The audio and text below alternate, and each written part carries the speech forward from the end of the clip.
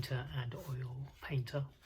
So here I am, I'm going to have another go at a studio piece from a plein air painting.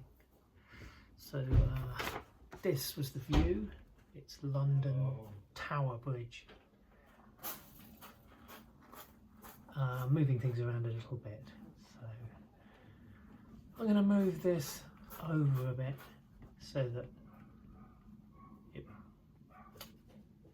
this column sits on the middle line. I'm going to move this thing, which is known as the shard, across to here where that blue line is. And yeah, I'm going to move that boat down a bit. But what I've got here is a black and white two-tone on brown paper, so I've sort of got 3 tones. Okay, give it a go. What I'm doing first is a giant 3-tone plan or composition. Just feels better to have it sort of locked down. So this is what I'm doing, locking it down using chalk and charcoal.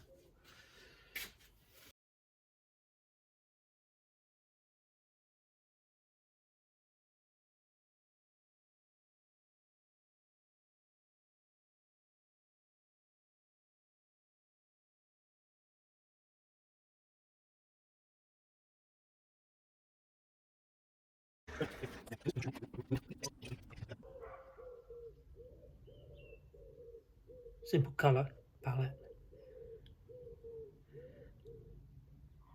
Cerulean blue, French blue, rose, or Elysian crimson, also called Elysian crimson, lemon yellow and white.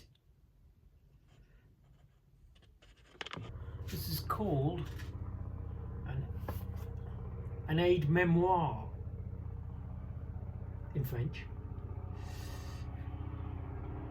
and an outdoor sketch in English.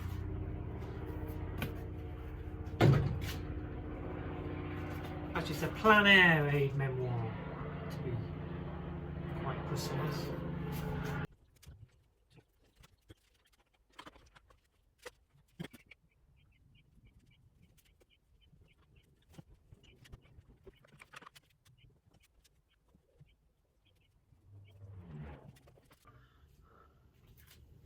So the colours are not really important at this stage. I'm just trying to get the lights and the darks established. So colours can be left until later. What's important is this. 3 tones. That's the important thing. So I'm just gonna put in some pale blue on the river as it is in the sky, because at least that's telling me it's the same value. Later on I'll change the colour a bit because it's not exactly the same colour as the sky.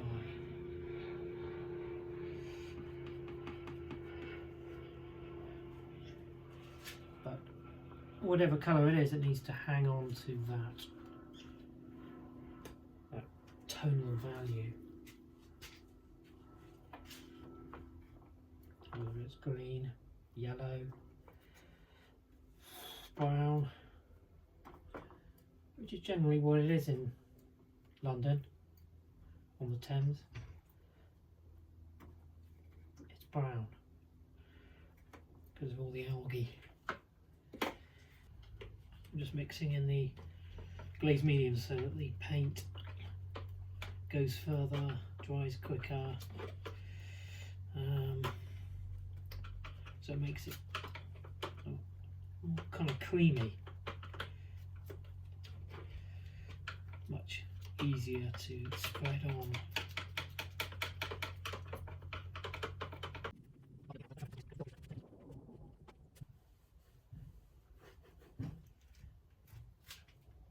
In my plein air sketch, I took the shard, I finished the shard below the top of the painting, but I think cutting off the top of the shard probably helps it look taller, because it is massive. So I'm able to correct that now in this studio painting.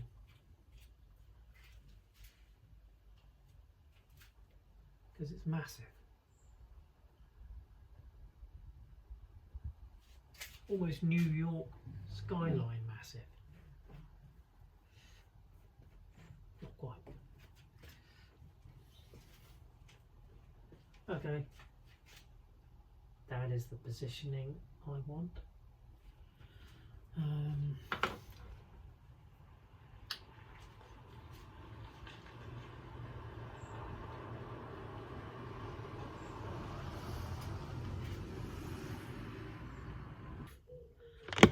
I'm just mixing up the dark matter, the dark mixture, really Elysian crimson, ultramarine blue and cadmium yellow.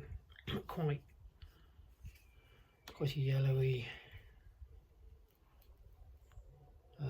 hue to this muddy colour, because in the foreground things are yellower and less yellow as they disappear. So I'm starting off at the front with the dark thing.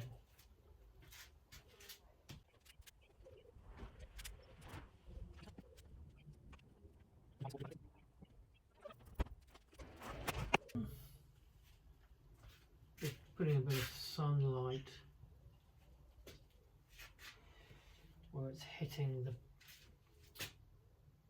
the towers of Tower Bridge.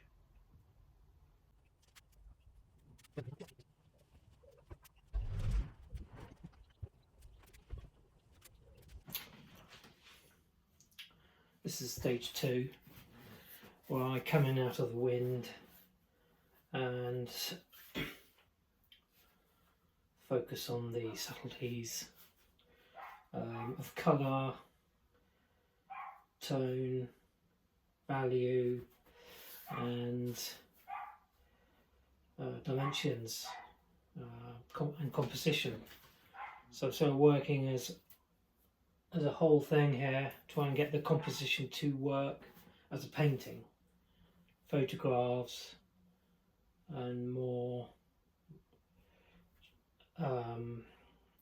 just trying to steer this painting towards a successful conclusion. A sketch or my plein air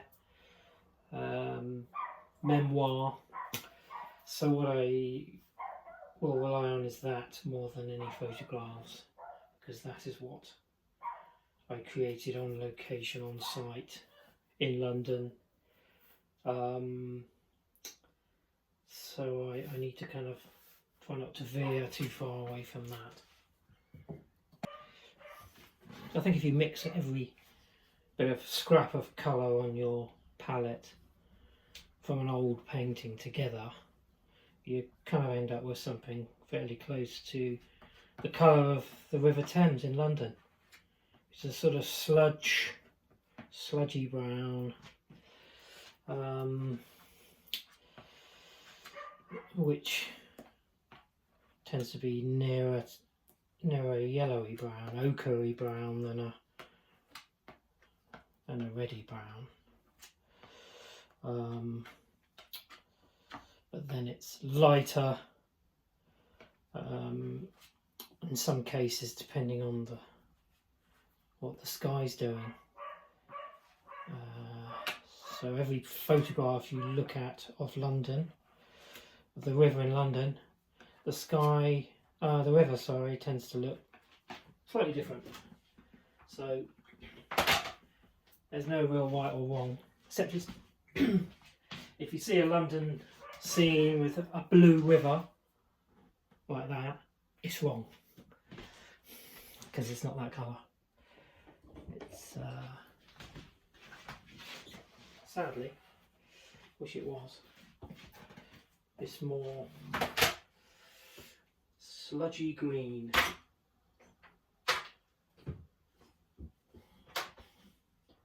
If I paint it any other colour, sludgy brown, sludgy green, if I paint it any other colour, it won't look right. It'll look like Italy or Greece.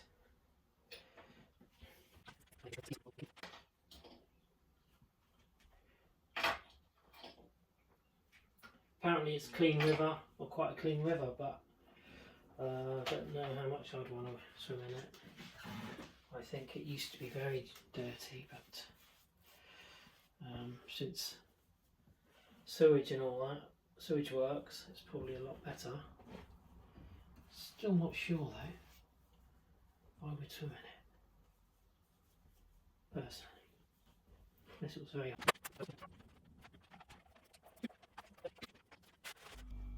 If it isn't right, or if it doesn't work with other colours in the painting, which you find out later on, then you can change it. That's the good thing about the role of an artist. Kind of play God.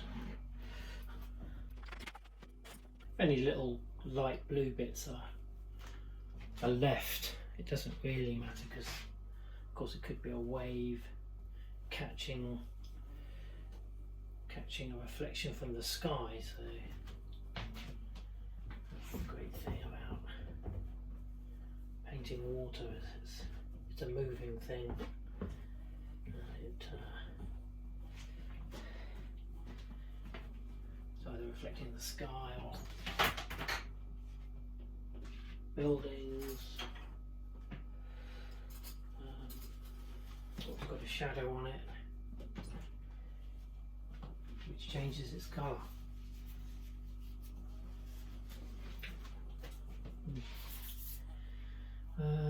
So I'll leave that for now, and I'm going to try to get the sky a bit more accurate.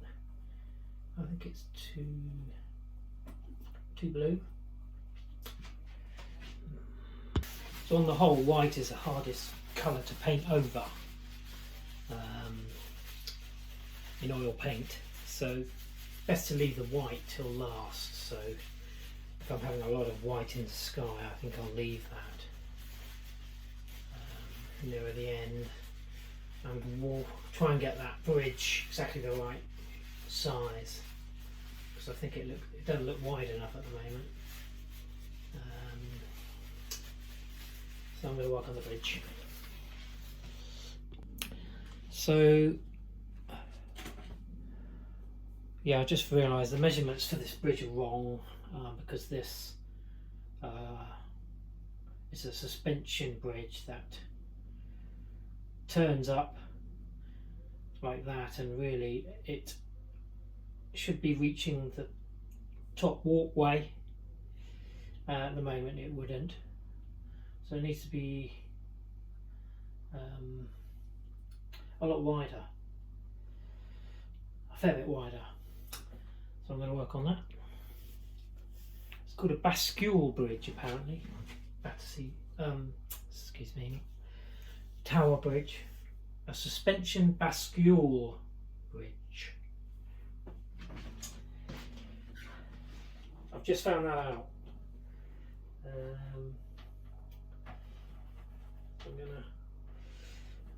I'm not going to measure it. I hate measuring things. I'm not very good at.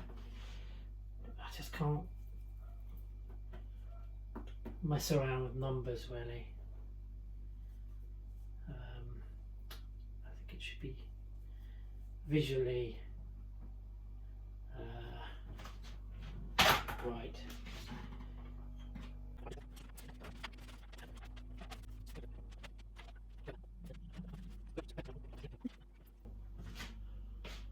Okay. So what I'm trying to work out now is value wise how light and how dark things should be, and because it's relative, it's more about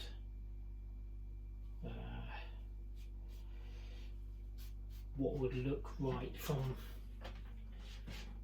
the distance it is away from the painter. So that bridge is not that far away from the painter, so it's fairly saturated colour, so it's going to be quite contrasty. So the light's going to be light, the dark's going to be pretty dark. Vague terminology, pretty dark, but that's how we describe things. And then obviously as you get further away, it's going to be more atmosphere between the painter's eye and the viewer's eye and the objects, so less saturated, less yellow, more blue. So what I'm going to do is make a pretty dark colour for this. Dark, what do I just say? I mean, the word dark is actually a fairly pointless word, really. What I mean is a lot darker than that. So we got that there anyway.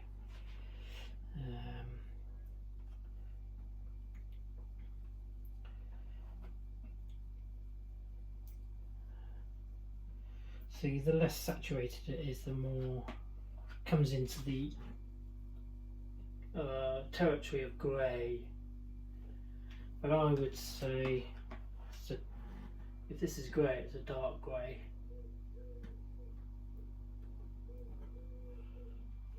That shadow. But it's not as dark as that, because that is in the foreground, that's the darkest thing.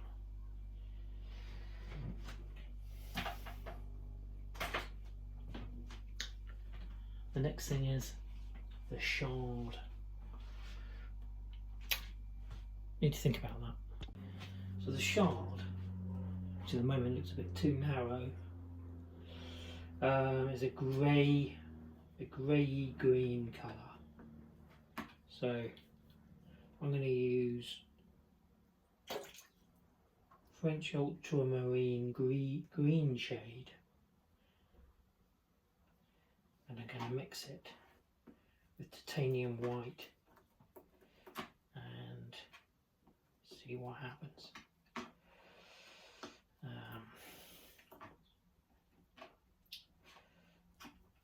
It is grey in every sense of the word grey, but it is a certain kind of grey. It's one of the most boring greys you can think of. That's what it is. Might just be reflecting the sky.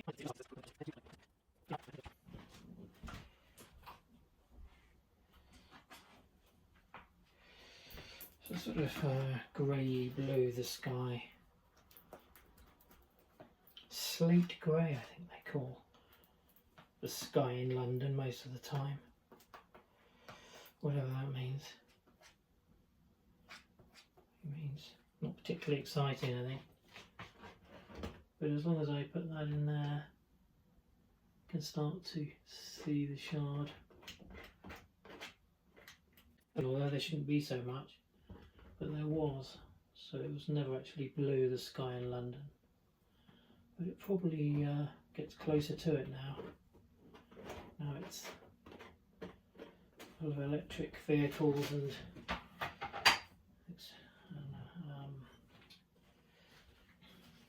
low emission vehicles.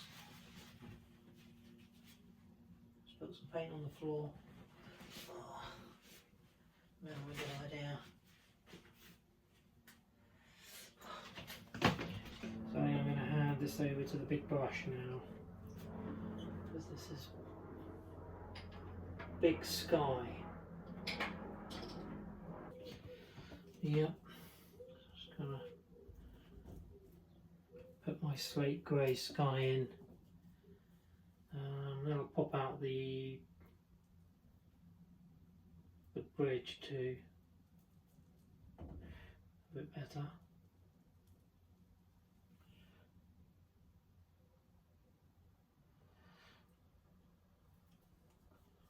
And then there's that building there, which is, I think, Kirby building, council, TLC maybe, not sure, government, something like that. Yeah. TLC, I think I meant TFL, not TLC. TLC's gone. Transport for London is more likely.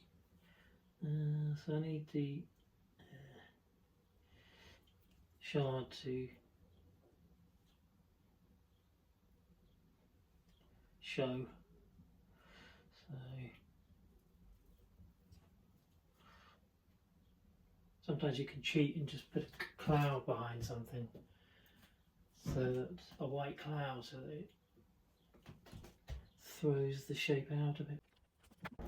Once you've worked on the sky, you start to realise that the river is in fact reflecting the sky, so in certain places.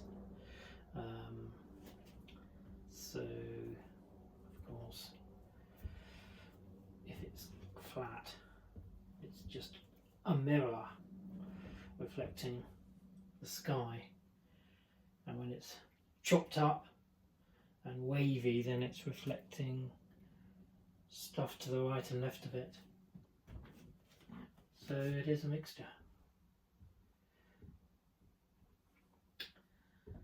So it's good to add a bit of that.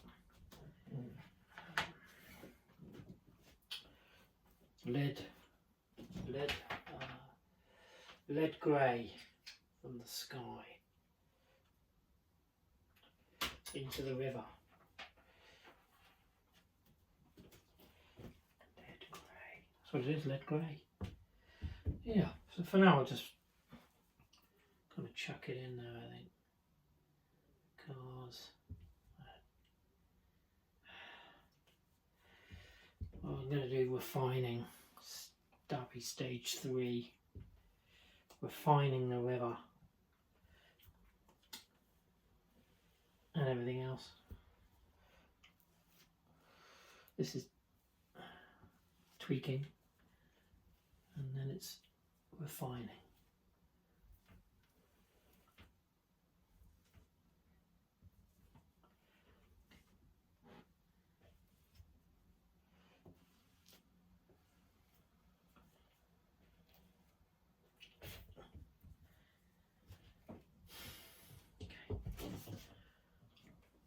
I'm going to stop for now.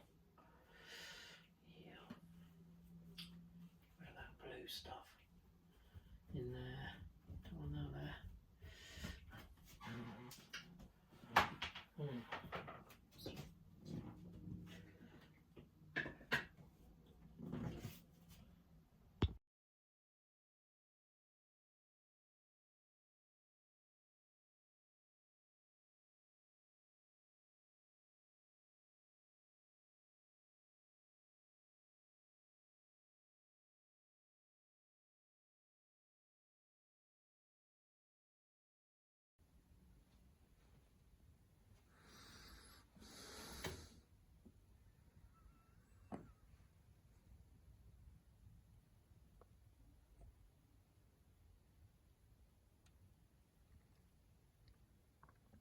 Well, thanks for watching. I hope I've been able to explain to you how you can take an plein aid memoir and turn it into a studio painting. So I've explained the different stages, and well, I hope you found it interesting. Yeah, so I'll put it on YouTube. Well, you probably just found it on YouTube, and there's others on there if you want to have a look. So keep painting, and please subscribe, and I'll catch you soon. Thanks, bye.